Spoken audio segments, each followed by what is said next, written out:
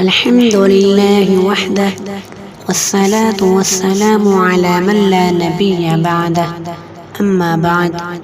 سیدنا ابو ہریرہ رضی اللہ تعالی عنہ سے روایت ہے کہ رسول اللہ صلی اللہ علیہ وسلم نے فرمایا کہ مسلمان پر 6 حق ہیں، جن میں سے ایک یہ ہے کہ جب تو اس سے ملے تو سلام کہہ۔ سلام اللہ کے ناموں میں سے ایک نام ہے اور ایک دعائیا کلمہ ہے جس کا معنی ہے کہ تم پر اللہ تعالیٰ کی سلامتی ہے۔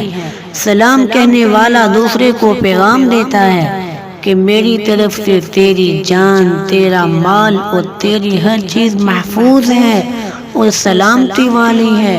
اللہ تعالیٰ نے مسلمانوں کو یہ تحفہ ملاقات دیا ہے۔ ارشاد باری تعالیٰ ہے وَإِذَا حُيِّيتُم بِتَحِيَّةٍ فَحَيُّوا بِأَحْسَنَ مِنْهَا أَوْ رُدُّوهَا، اور جب تمہیں سلام تحفہ دیا جائے تو تم اس سے بہتر تحفہ انہیں دو، یعنی سلام کے ساتھ رحمت اللہ وبرکاتہ یا وہی لٹا دو، یعنی صرف وعلیکم السلام جواب میں کہہ دو۔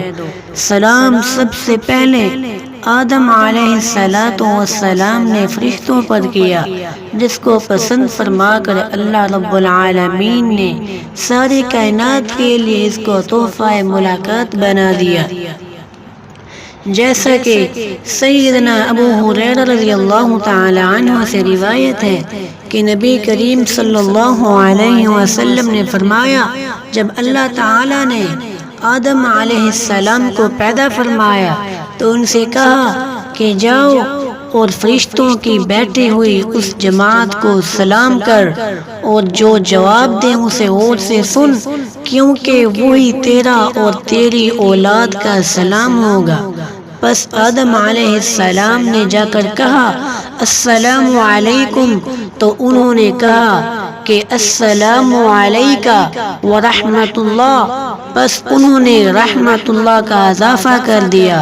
سلام سے مراد السلام علیکم ہی ہے اور اس کی جگہ ملاقات کے وقت یا ملتے جلتے دوسرے دعایا کلمات کہنا سلام نہیں ہے، جیسا کہ فارسی لوگ ملتے وقت کہتے ہیں کہ 1000 سال جیتے رہو، اور عربی لوگ کہتے ہیں کہ انعم اللہ بک عینا، انعم اللہ بک صباحا، اللہ تمہاری آنکھوں کو ٹھنڈا کر دے اور اللہ تمہاری صبح خوشگوار کر دے۔